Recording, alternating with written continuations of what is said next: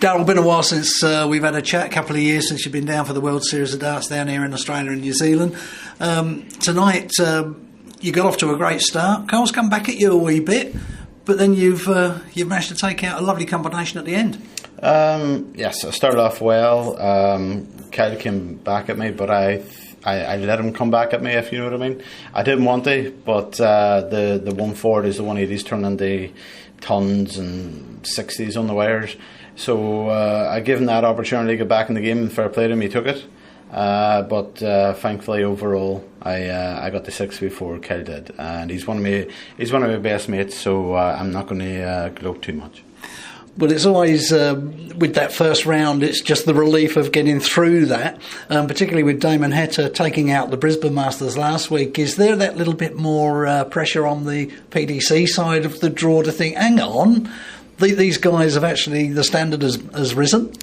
For me, not really. I think that anybody that's qualified is quality dart players, and obviously if they go up there and play poor, it's because they haven't been on TV very much, but it doesn't mean that they're a bad dart player. Last week just showed us that if they turn up and they play their game like they do away from TV, they win tournaments, like he did last week. But he never played me, so I can't answer for James Wade, Gary Anderson, Sam Whitlock and Rob Cross. But if he had played me, I wouldn't let the PDC down.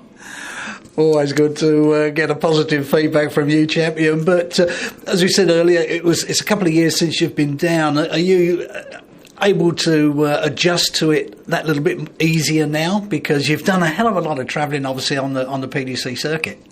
To be honest, it is easy, because if I get a chance of sleeping, honestly, since I can't even remember what it was like last week.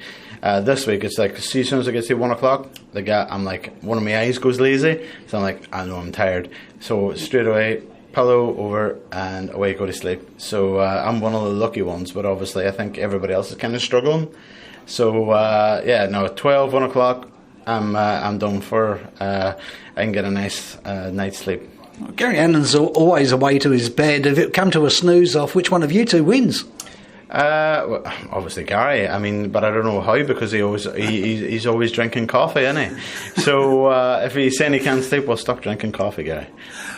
Daryl, we wish you all the best for tomorrow night, and hopefully we'll be having another chat with a little trophy in your hand. Well, hopefully anyway, this fingers crossed, but you never know. You got to be in it, they want it, and I'm still in it, so thanks. All the best, mate. Cheers, pal.